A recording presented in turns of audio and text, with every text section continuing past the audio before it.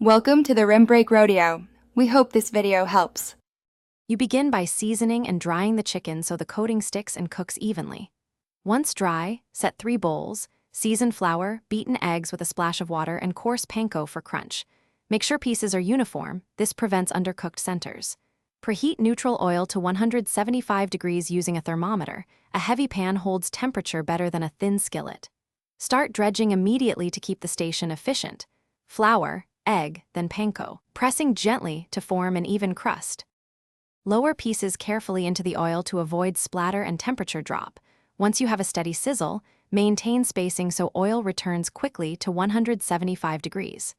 Fry about 3 to 4 minutes per side for standard pieces, flipping once to create even browning. Monitor color and use an instant-read thermometer. Cook until the thickest part reaches 74 degrees internal. If crust browns too fast, reduce heat slightly. If it stays pale, raise temperature a bit. Transfer to a wire rack to drain, not paper, to keep crispness. Rest the fried pieces 3 to 5 minutes on a wire rack. This finishes the cook and stabilizes the crust, so juices don't pool. If you need extra crispness, a short 200 degrees oven blast for 3 minutes revives the panko without drying meat. Taste and season lightly before serving. Troubleshooting. If the oil smokes, immediately reduce heat and move pan off flame.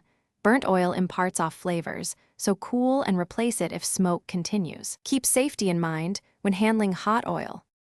Thanks for watching. Consider subscribing if we helped you.